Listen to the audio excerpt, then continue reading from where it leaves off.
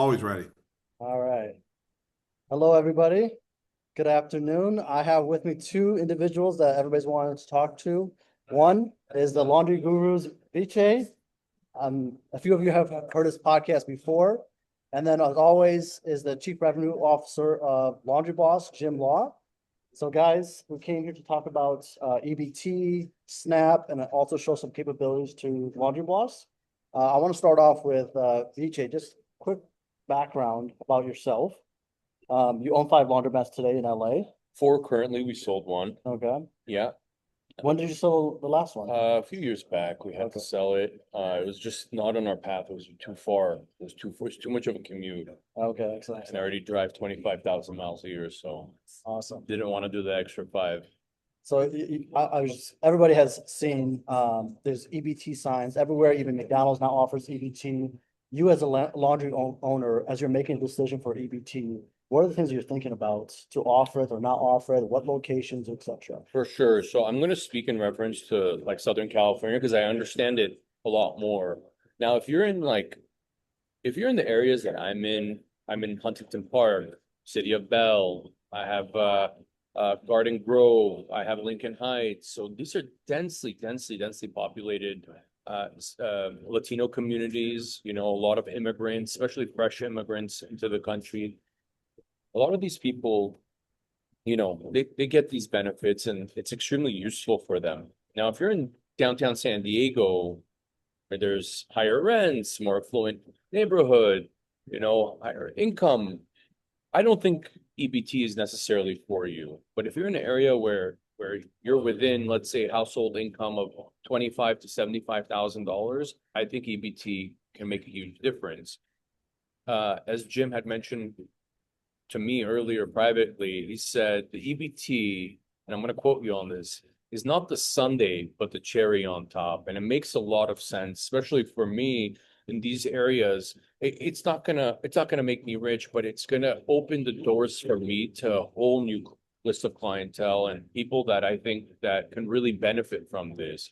You know, based on my area, my prices are priced accordingly. I'm not charging West Hollywood or Hollywood prices where the rents are, you know, $3.50 a square foot. I'm in an area where I'm at $1.70 to $2 a square foot. So my prices are lower and I can't charge more because I have a very price conscious clientele. Now, I already get all those clients. Now I open the door for a bunch of new clients. If I put a giant banner outside for 30 days, 60 days saying, hey, now it's accepting EBT, I think if I get even a 6%, 7% revenue boost, and for a lot of people, that means, you know, that could mean asking for on the sale of your business 50,000, 70,000, 80,000 more dollars. Yeah, sure. In the short term, that revenue is amazing. But for my exit strategy for some of my locations, I think it's the difference between being able to sell my store for the number I want or the number that I don't want. Yeah. And I think that 5 to 7% can make all the difference.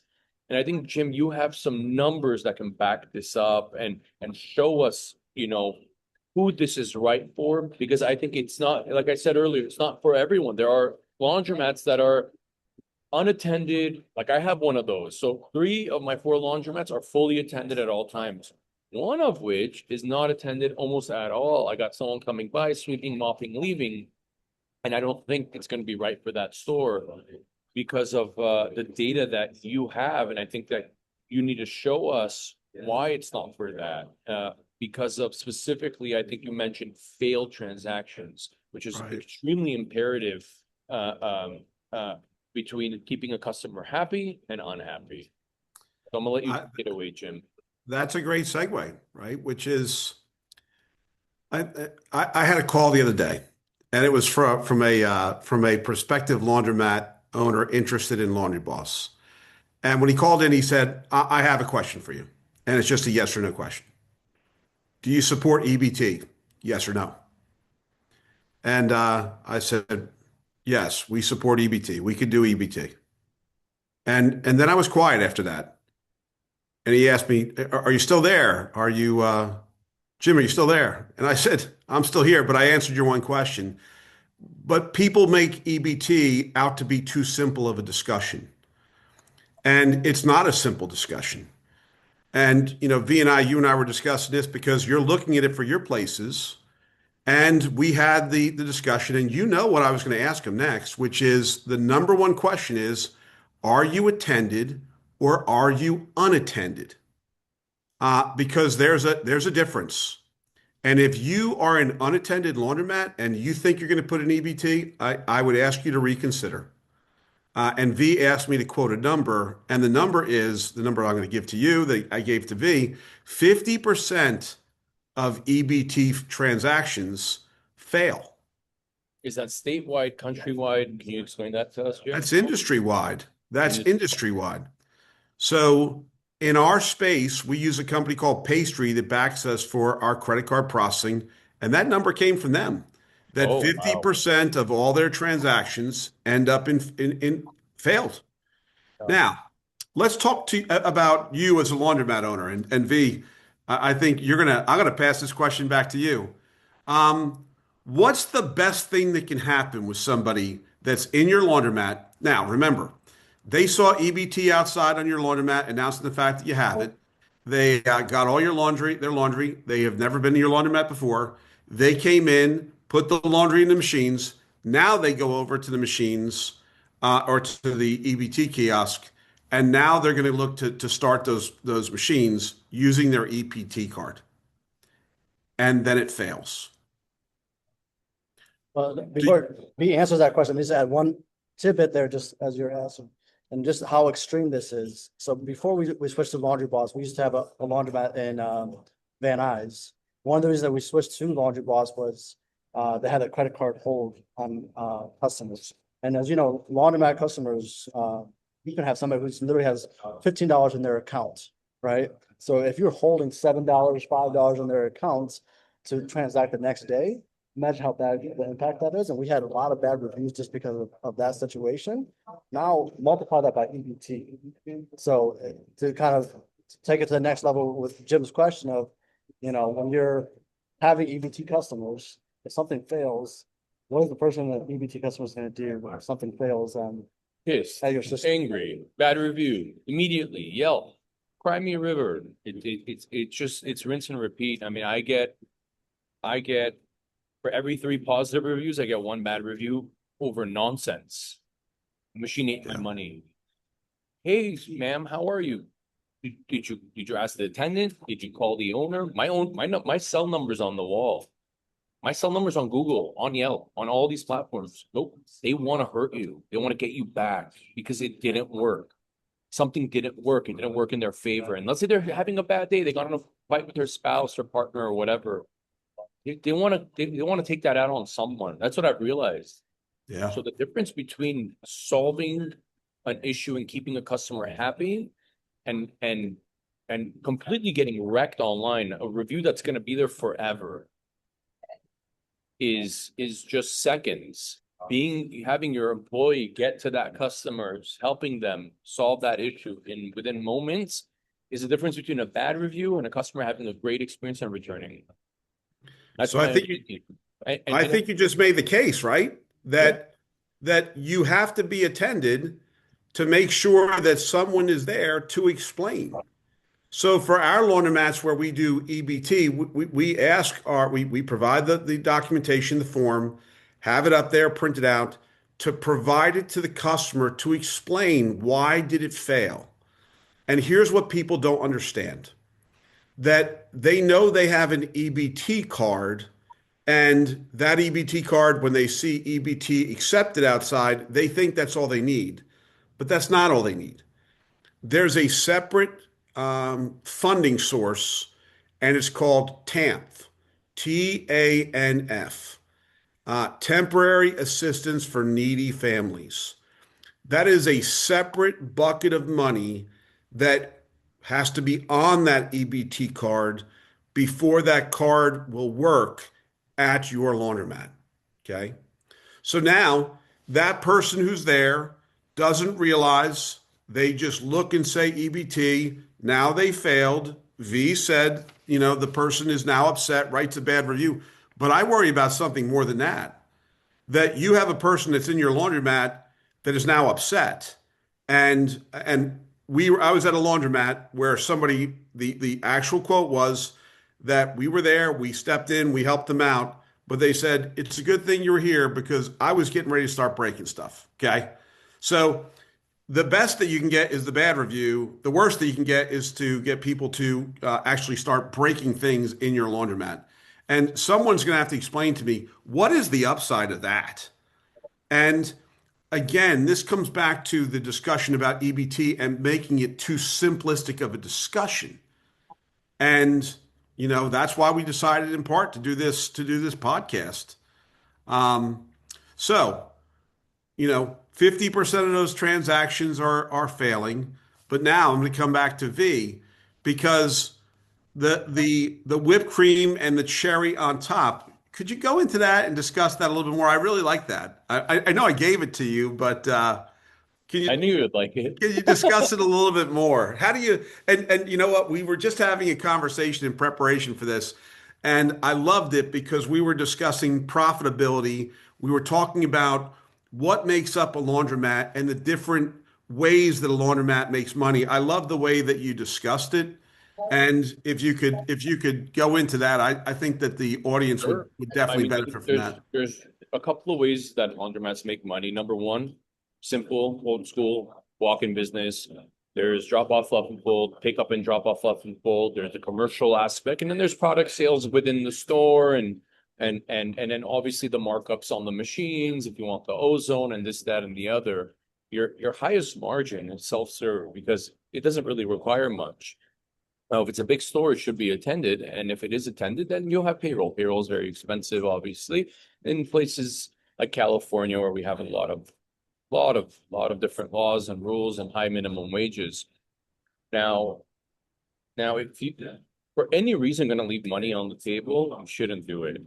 If you're already paying for that attendant to be there, why not train them to do that fluff and fold? Why bring an extra person? Have them do it on the hours that they're there. Now, if you want to do pick up and drop off, well, guess what? Now, what are you spending, Jim? What are you spending, Daniel? You're spending in California. We have laws. Our laws state that you need to, if they're using their own car, you got to pay them per mile on top of their wages. So now you're paying them per mile. So if they had to drive from let's say this side of town to the other side, let's say 30 miles, you paid them 40 something cents a mile, plus you got to reimburse for gas, you got to pay, obviously companies like Uber and DoorDash kind of help offset these things because they handle all that back end stuff for you. But if you have them on payroll, you're paying them workers' comp and this, that, and the other. So your margins are shrinking by the second. Now add the employee in store that's doing the wash and fold, and you're paying them on top of it. Our minimum wage is 17.81 or 17.83 or something like that. Now add workers' comp insurance per hour, with Social Security, payroll tax, this tax, that tax. You're at 23 to 24 bucks an hour, depending on the employee in the city that you're in. And certain cities within Los Angeles have a higher minimum wage. Like Pasadena, I think is $18 or $19 an hour. And if you're over 5 people in that company, it's $20 an hour. So it just, keeps going Keeps up. going. So let's come back to that, which is it all just underscores because as long as I've known you, the focus on the self-service business and this whole discussion about EBT is your way that looking at that foundational piece for your business, right? The vast majority of your laundromat is coin vend self-service, right? We'll put it at 60, 80%. So what you're looking at EBT doing is adding to that 60, 80%. But what I'll tell you is, again, my view is for you, it's a tactical thing, not as much of a strategic thing. You're not building a whole business model around EBT. You're Exactly. looking to move the dial because you have another group of people that can use your laundromat. Even 5%, 10%, even 5% or 10% additional revenue, you already have everything else in place. It's not like you're doing something new to, other than getting the kiosk for that or the device that you need for it. You can translate to hundreds of thousands of dollars or tens of thousands to hundreds of thousands of dollars in additional income for you whenever it's time to sell that business. If you make an extra let's say you make an extra 20 grand a year just from EBT, and you're selling your store at a 5x multiplier, 20 times 5, that's $100,000 you're getting more for your store because of EBT. And it's not like that's on the whole year. So if that translates to less than $1,000, that translates to less than $2,000 a month from EBT. It's not like you're making, it's not like it's a huge leaps. I'm saying minute differences in income can translate to hundreds of thousands of dollars in future revenue during your exit strategy. And let me ask, Please. two directions. Jim, from all the questions you get from laundromat owners, and then V from your own personal experience. And then Jim, you always say like walk or crawl first, then walk, then run, etc. Right. My opinion, adopting wash and fold, especially pickup and delivery, that's like a run. Like you have to have a full operation. You have to be a well-experienced laundromat owner, or have a very high sophisticated system to get to that level, because there's just so many complexities to it. Would you put the category of offering EBT as in the early stages of a laundromat owner's journey, or would you say that's too complex for a new laundromat to If I adopt? had to rate it by color, green, orange, and red, I would say it's definitely in the green, man. It's you said not that low-hanging difficult. fruits? Yeah, it's low hanging fruit. It's not very difficult. It's just one more device to use to get that clientele. Obviously, you get trained by the laundry boss, and then you train your employees. And I don't think it's rocket science. Whereas putting together a pickup and delivery route and getting a driver and micromanaging that driver, sending him, which locations. Sure, there's a lot of software that does that for you now. Who cares? It's still a headache. Yeah. The insurance, you got to get commercial insurance on that. You don't need to get commercial insurance on the EBT, not that I know of. It's just an additional thing that you have. You got that beautiful little kiosk behind you. You get one of those and bleep, next. Yeah. And like So- you mentioned earlier in the day when we were speaking, their EBTs now have tap, they've got insert, they got swipe, they got everything. So it just makes it easier, other than the failed transaction portion of it, which obviously just part of the business. There's nothing you could do about that. That's more of an educational thing, right? And that's where the attendant comes in, is that if the person, they're going to be mad either way, because they came to your laundromat, they saw EBT, they came in. But if they understand what it is, then at least they understand it's not just the machine being broken. When I first met V, and it's probably a little over 2 years ago now, one of the things that we always talk about at Laundry Boss is more ways to pay equals more money, right? This is one of those like obvious things. It's not really that hard at Laundry Boss, because I usually try to get us all to agree at the beginning of a conversation. There's two truisms I talk about. Number one, more ways to pay equals more money. Check. And then the other one is time drives adoption. That the sooner that you do it, the sooner you start to get those results. And then on that continuum of time, you're going to feel that net result compound faster as you deploy. So the answer to your question is red, yellow, green? EBT is green. So if you're in a space, like V said, number one, you're attended. Fantastic. First green light. Number two, the makeup of your customer base is such that they will benefit from getting you having EBT.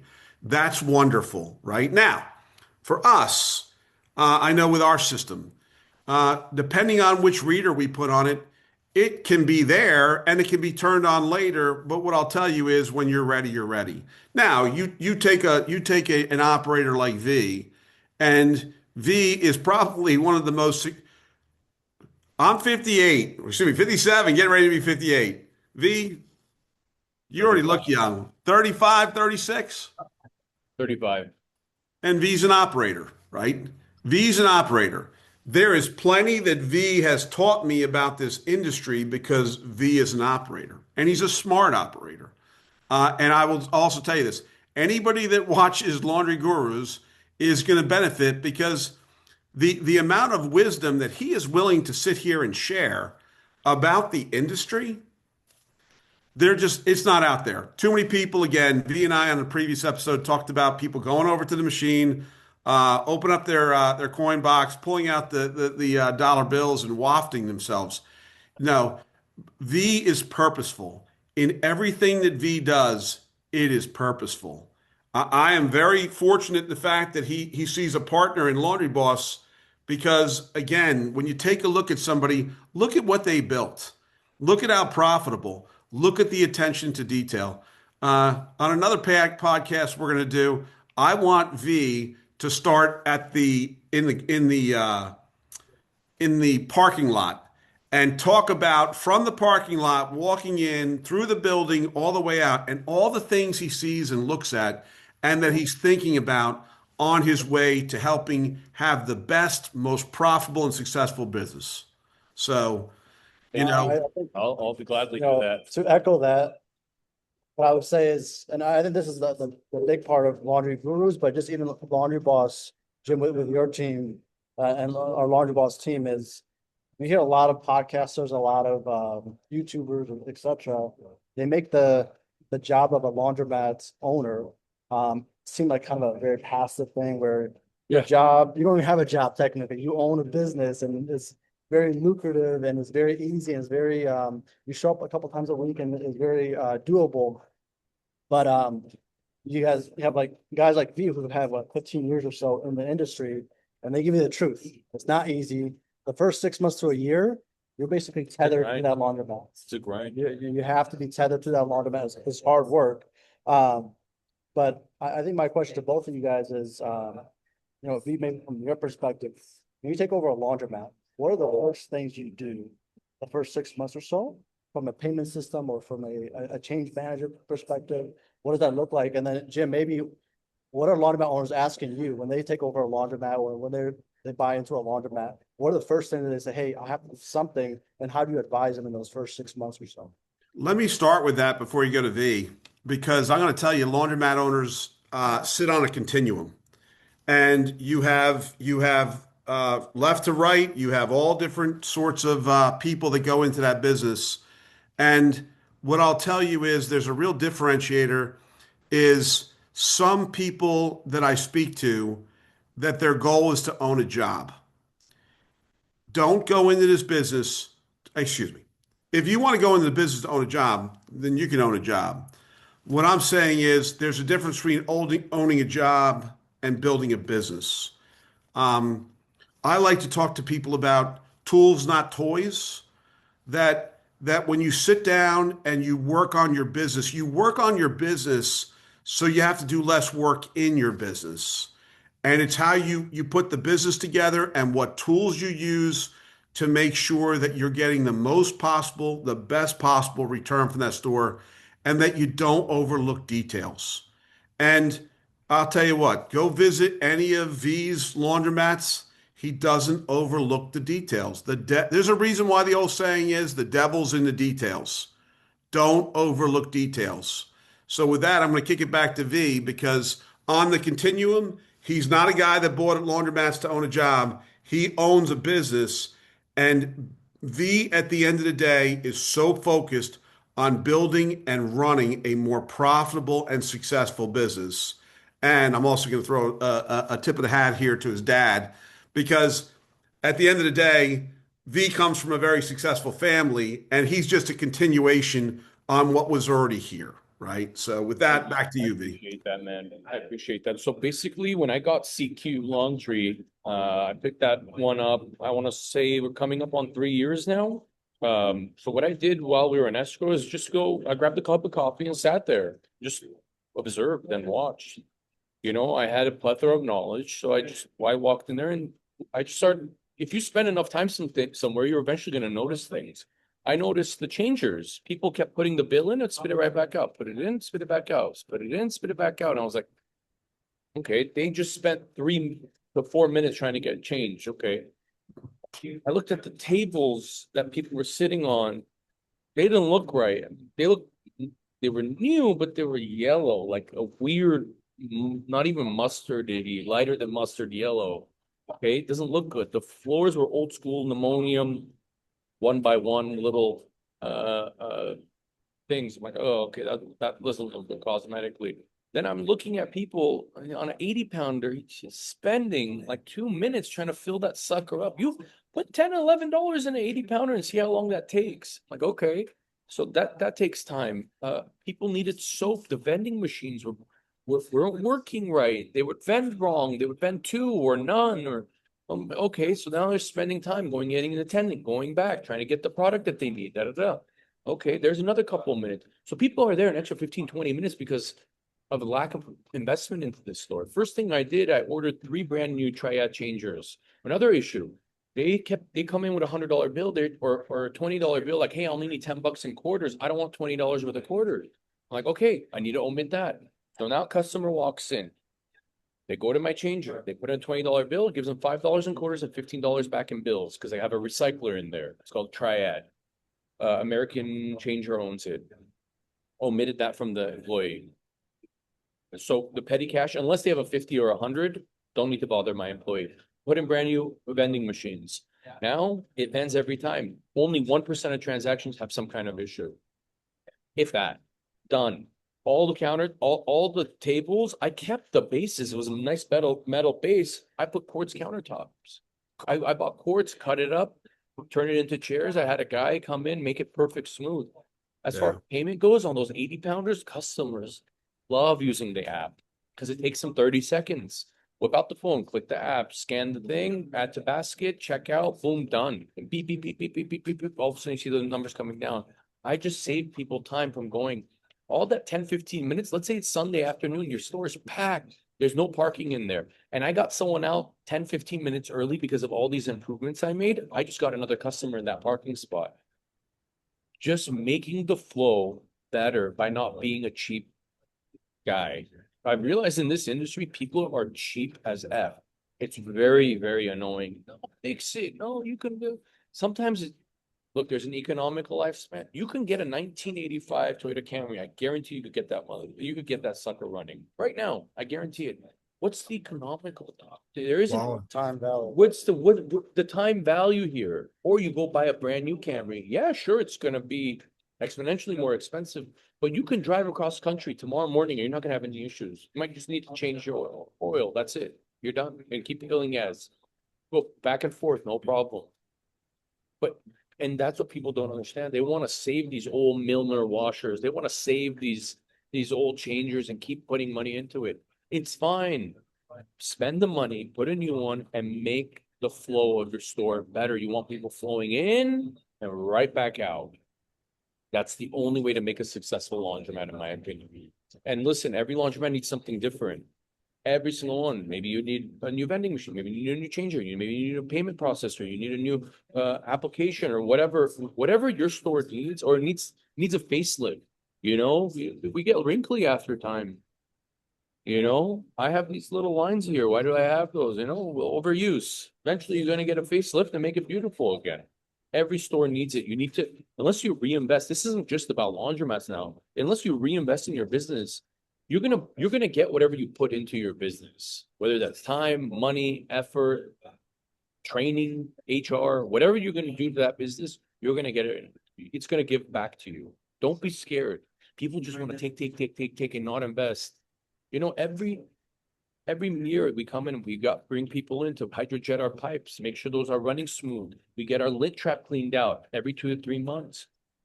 Anytime a city inspector comes, looks there, wow, this thing's spotless. You should see some other laundromats. I know.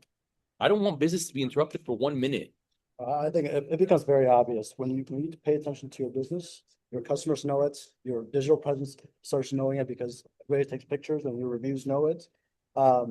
Then I think you talk about sometimes like how much space to have between each payment terminal, right? Do you have a payment terminal in the back? Do you have a change machine in the front? What is that logic? What have you seen with some other laundromat owners of like, do you have a credit card reader in one location and then you have another credit card location in the back? How much space do you put between each kiosk? Can you talk more about that? Because end of the day, from a laundromat owner perspective, you want to make it as easy as possible for customers to pay, right? And like kind of what you're talking about as far as the 80 pounders, you don't want to have, 25 quarters being deposited into an 80 pounder because it costs $12, right? So what are some of those techniques to make payment easier and spacing out your payment terminals? Sure. So I liken it to Disney.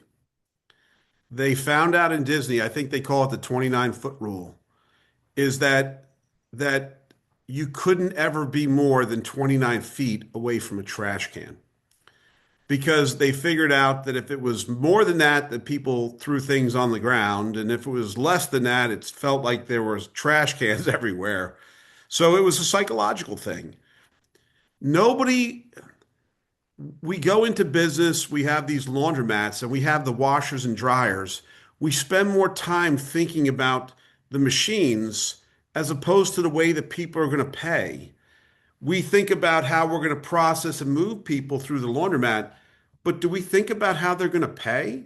V brought it up. If you've ever seen a person sit back and coin feed one of the big machines, and you look at it and say, how does any of that make sense? And the answer is it doesn't. But here's the other thing that I know. We live in America, and that the one thing I know about Americans is you don't try to tell them what they're going to do. The way they want to pay is the way they want to pay, and you're not going to change that. So V knows this. If you want to give me a quarter, if you want to give me your money in quarters or bills or tap to pay or credit card or EBT, whatever way you want to give it to me, I'll take the money. Whatever people get from this podcast, don't get confused. The fact that we have competitors out there that try to convince people to walk around with a card. I mean, in this day and age, why there is even card systems is beyond me. Do we have the equivalent of a digital card? Yes, we do. It's called a digital wallet. And it's the razors versus the blades. People and using these card systems. Oh my gosh. And the sales pitch to most of these owners is that, oh, people will fund the money and put the money on the card, and then they'll lose it, they'll abandon it, and that money becomes yours. Yeah. And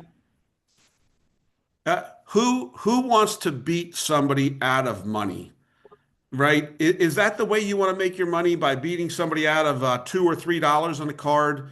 Nobody ever abandons money at the Laundry Boss because your card is digital. We see how much you have, and there's not this issues. More ways to pay equals more money. But you asked the question about kiosks and how you put them around. And I'm going to come back to what V does. You take a look at where the big machines are. You make sure that you have next to them the ways that people want to pay. And oh, by the way, at the biggest machines, they pay with credit cards. They pay with credit cards. Now they can, with us, they can pay with bills and other ways. But pay attention to your laundromat and then figure out. So here's a rough number. You never want to have two ways to pay, right? You always want to have at least two kiosks. You may want to have the credit card kiosk like behind my shoulder, or a full functioning kiosk that, in addition to being a change machine, is a full kiosk and where people can pay. Then after you go that, the general rule of thumb is one kiosk per 1,000 square feet. That's the general rule. And I will show you customers for us that they'll have 5 and 6 and 7 kiosks in that store, and we can see on an individual machine basis a breakdown of how people are paying. But you pay attention to how people want to pay for those machines, and you move those ways as close as you can. You'll notice that the kiosk back here is on a pedestal so that we can mount and put it anywhere. And that is all about maximizing revenue, but it's about having the tools where you can see that by moving a kiosk, by moving a way to pay, did it turn into more money? So again, I'm going to come back to what V said. And the discussion we had was about coming in and starting in the parking lot. The day that we were talking about this, though, he was talking differently. He was talking about paving the parking lot and striping the lines at the parking lot. Because with V, he also understands there's a reason why stores become zombie mats. Zombie mats become zombie mats because people stop investing in them. That they treat the income as their 100% income, not as figuring out what portion of that gets reinvested back into the business. Because that's the key to the success. If you look at what V does, and I know his business rather well, and I know what he's doing, and I know some stores that he has that there's stores that he buys and stores that he keeps. There's stores that he buys with the intention that he's going to flip those stores, and he does both. So if you want to be successful, be purposeful. Everything V does is purposeful. There's nothing he does that's not purposeful. Okay. At 35 years, he already gets it. He's older than his years. And V, I want you to give a shout out to your dad because your dad gets credit. And also, this is a family business. It's not just you. You have all other family members who are in here doing this as well. 100%. My dad's big on maintenance. He spends a lot of money on maintenance that doesn't even necessarily need to happen yet. But he does it early. He does it often. Spends the money. And at first, I would just butt heads with him, saying, "Hey, like, why are we spending all this money? I mean, we could go another month or two without doing this, that, or the other." And every single time we lagged it, another issue would come up. Another issue would come up. He would do it early. He would just get ahead of any issues that might happen in the near future. We went and changed the bearings on all of our dryers. These bearings, we get them as cheap as $11 each. We got 56 dryers, top and bottom included. I mean, 56, and we changed the bearing. It cost $11 times 56. I can't do the mental math right now. It wasn't cheap. It wasn't expensive. It was like $600 or something. I mean, the dryers are drying more efficient now. It's moving better. My rollers are going to burn out slower. Yeah, I spent the $600 plus I paid a guy to come and do it, a couple $100 to go a while. My gas bill came down. It just works better. Everything's working better. It works more smoothly. My machines go down less often. Other parts don't break. $11 part. That's all it took. We did a preemptive, and a couple of them were bad. We just didn't even know. So it makes sense to do these things early and often. It's 100% part of the deal. I like the word purposeful, right? You just said it. Everything you do is purposeful. And, again, part of your podcast is, with age comes wisdom. Your dad has shared the wisdom with you. And take a look. You're sharing that wisdom now through these podcasts with other laundromat owners. I mean, that's again. And some laundromat owners that just want to spend on cosmetic stuff, things that people can see the value whenever they spend it.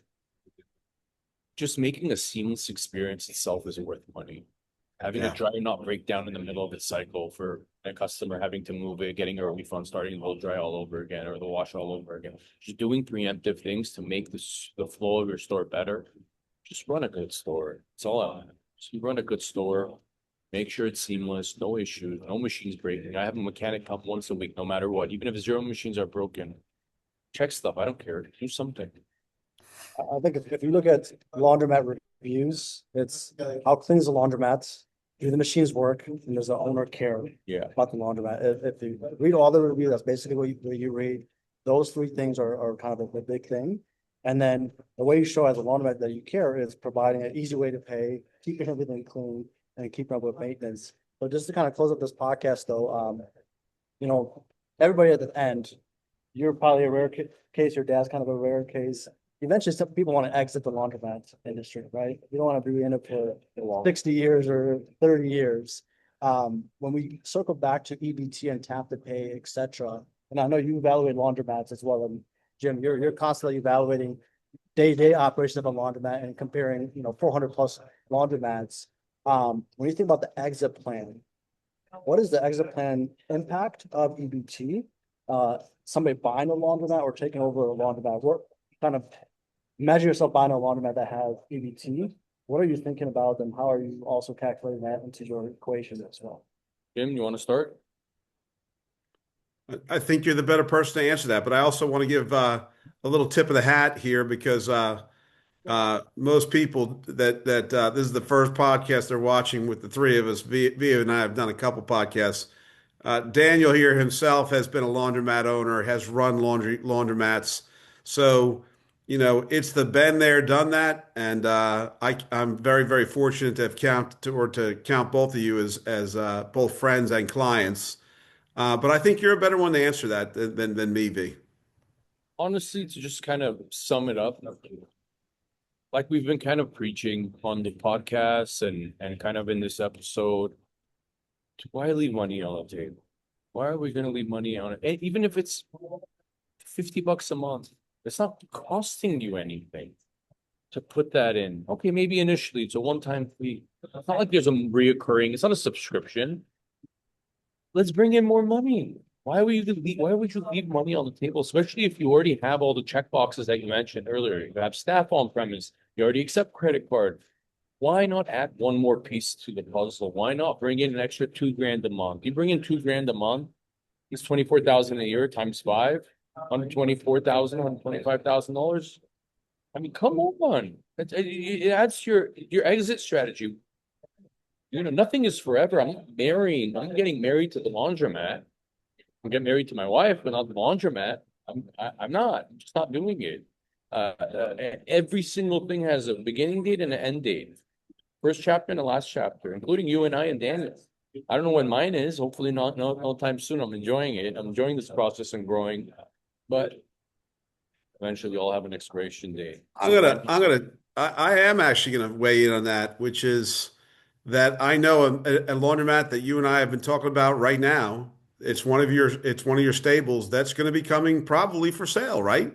Yep. That laundromat that you went in and you did a full rehab to it, and you brought it up to what its true potential is, and you know what you're doing now?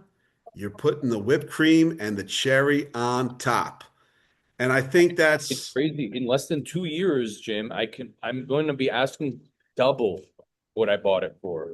Double. I, double. I bought it for a number, just double it. That's what I'm going to sell it for in less than 2 years. It's going on the market very soon. Well, and here's the thing, V, is I know for a fact that everything you just said is true, right? So those are true numbers, and you use the laundry boss at that store, and they've been a long-term laundry boss customer, Oh, and you were able to take that laundromat, and to take your investment and double it in 2 years. So my hat is off to you thank you, sir. that you do an outstanding job. I thank you for your friendship. I thank you for Sir, your business relationship and the chance to be part of your podcast. thank you, Jim. We appreciate you so much. You're a sweetheart. So next podcast, we're gonna do another one. All right. Okay, I'm not sure if it's gonna be in person or just strictly through Zoom. We don't know The yet. next podcast, we're gonna do on the dashboards, right? So Okay, maybe- yeah. So. I'm really have you excited seen about the new that. Dashboards. that I we was released? just fiddling around with it. I'm Okay. really excited to mess with it more. I don't think I know Tim knows a lot more than Yeah. I do, so it'd be perfect. We can make it into a podcast and we can talk about it, and I'll learn a lot about it too. I mean, there's a lot of cool features I saw in there. I want Jim to show us and learn a lot about it. Awesome. Yeah. So we're gonna do that. We're gonna tease a couple of things out, but as far as where you're gonna see, it's totally having full control of your laundromat, Mhm. right? Not just analyzing data and just seeing it, but taking control of your laundromats, is the goal. So guys, appreciate your time. Thank you, Jim, Daniel. Jim, I know thank it's late for sir. you on your side of the country. Not late. So that's the end of the podcast. I want to come back to one thing. Yeah. So Daniel, you may not have not heard this, but between Mr. Makinich, between V and myself, there's something new coming up with something brand new that